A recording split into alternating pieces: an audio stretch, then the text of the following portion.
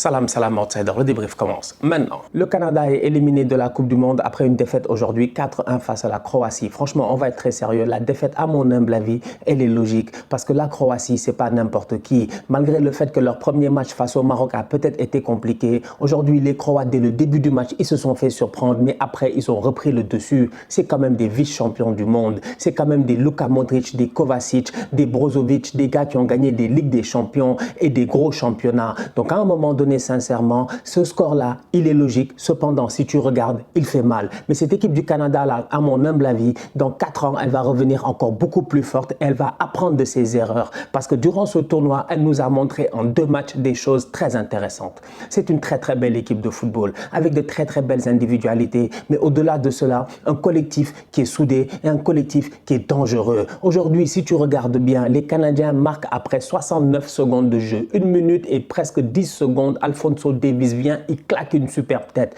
Le premier but de l'histoire du Canada en Coupe du Monde. Enfin, franchement, enfin, c'est pas une nation de football. Sincèrement, on va être très sérieux. C'est un pays de hockey. C'est un pays qui vit dans la neige, franchement. Mais durant l'été, les Canadiens, ils jouent au football. Et même durant l'hiver, ils ont des dômes, ils jouent au football. Étant un pays d'immigration, aujourd'hui, on a eu l'occasion de voir que cet effectif-là, multiculturel, est un effectif qui est très bon. Franchement, il est très, très bon. Alphonso Davies, c'est un joueur très intéressant. Buchanan, j'en parle même pas. Je suis convaincu que Tejan Buchanan, d'ici la fin de la Coupe du Monde, il y a des clubs qui vont aller se renseigner auprès du club Bruges pour voir s'il y a une possibilité d'aller l'acheter. C'est pour dire à quel point il y a du talent dans cette équipe-là. Il y a du talent dans cette équipe du Canada là, mais ils sont tombés face à une équipe croate qui est beaucoup plus expérimentée. Donc du coup, le 4-2-4, parce que c'est comme ça que j'ai envie de l'appeler, c'est un 4-4-2, mais en réalité, ils pressaient tellement haut, Buchanan et Davies, que j'ai envie d'appeler ça un 4-2-4. Ce 4-2-4 là, en tant que tel, a posé énormément de problèmes aux Croates. En première mi-temps, durant les 20 premières minutes, le milieu de terrain croate n'arrive pas à se trouver. C'est compliqué pour les Croates. Les Canadiens ouvrent le score et ont même l'occasion d'alourdir le score. Malheureusement, Jonathan David, c'est un attaquant. Mais Joe David, c'est pas possible. Franchement, Joe David nous fatigue. Franchement, moi, le boy là, il me fatigue. Il me fatigue, je ne le comprends pas.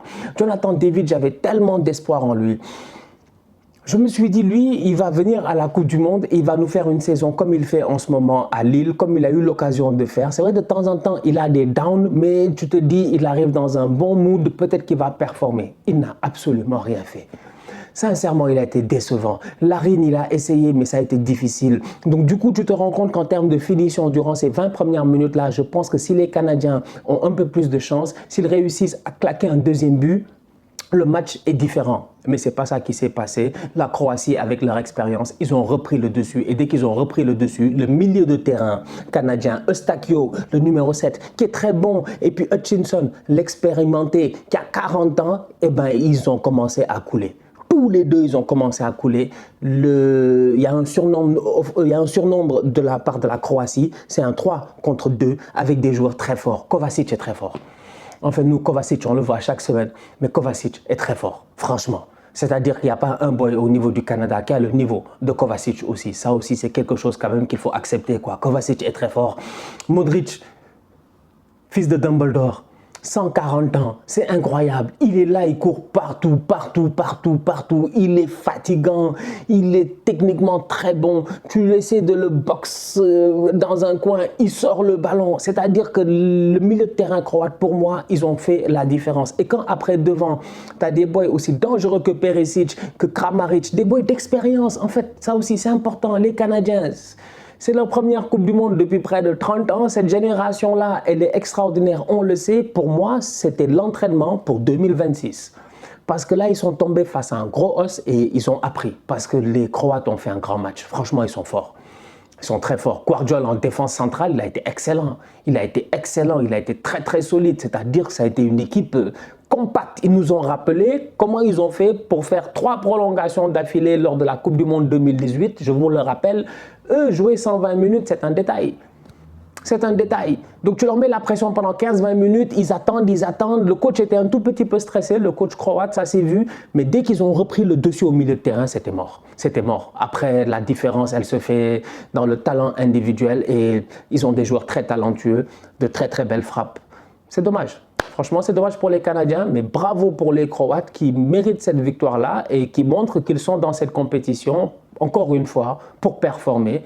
Et il va falloir faire avec eux parce que le prochain match, c'est Croatie-Belgique. C'est ça, non? C'est une finale. C'est une finale. Croatie-Belgique, c'est une finale. C'est le prochain match. Les Belges, ils ont 3 points. Ils sont dos au mur, il faut qu'ils gagnent. Les Croates, ils ont 4 points. Il faut qu'ils gagnent. S'ils perdent face à la Belgique va sûrement se qualifier. Le Maroc doit se gérer normalement face au Canada. On va voir ce que ça va donner. Mais dans ce groupe-là, encore une fois, on ne sait pas qui va finir premier, qui va finir deuxième.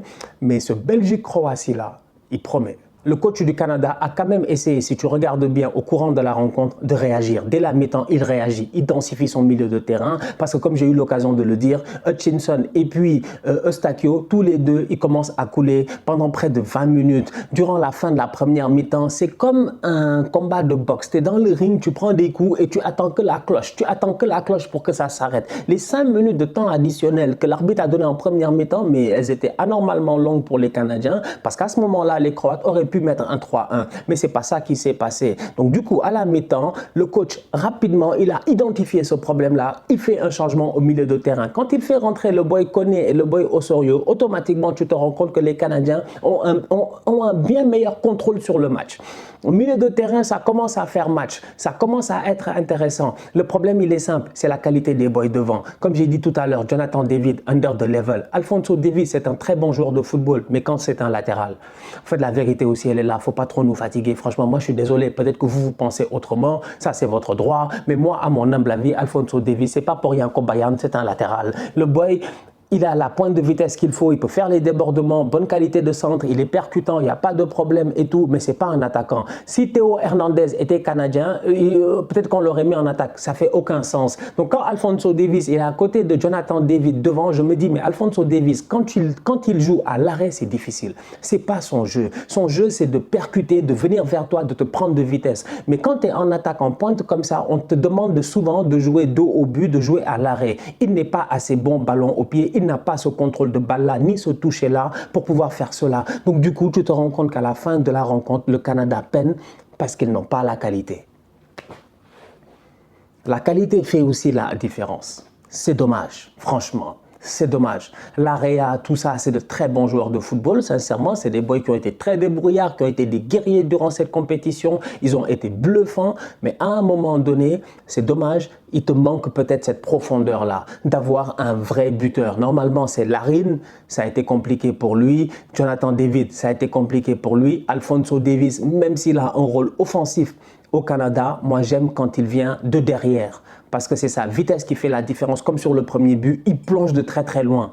Le gars n'a même pas le temps de le voir et de réagir. Mais quand tu mets en deuxième mi-temps Davies en pointe et qu'il est là sur le côté droit, il doit faire des différences et tout, dézonner, c'est pas dans son ADN. Il n'a pas l'habitude de faire cela et donc derrière, ça devient compliqué. Et face à une équipe de la Croatie qui a un Ivan Perisic qui est juste extraordinaire. Franchement, Perisic est fatigant, hein. Perisic, ça fait combien d'années il est là, il est au top niveau, il nous fatigue. À chaque fois que la Croatie vient en Coupe du Monde, il est clutch.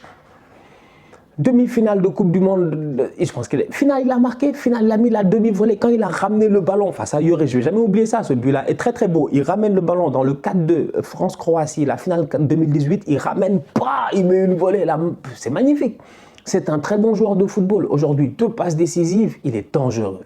Très très dangereux. Et surtout que c'est des gars qui savent profiter des erreurs défensives. Aujourd'hui, le Canada, ils encaissent le premier but. Si tu regardes bien, déjà, il y a un but qui est hors-jeu, si je ne me trompe pas. Le hors-jeu est pas loin, c'est vrai, c'est sur l'avant-dernière passe. Mais sur le but qu'ils prennent, c'est juste une question de positionnement. C'est juste une question de positionnement, franchement. C'est juste Hutchinson qui sort, qui se fait aspirer. Il ne voit pas que le boy est passé derrière dans son dos. Et derrière, tu as Miller, Kamal Miller, qui a failli se battre avec Modric en fin de match. J'ai dit à Modric, fais attention.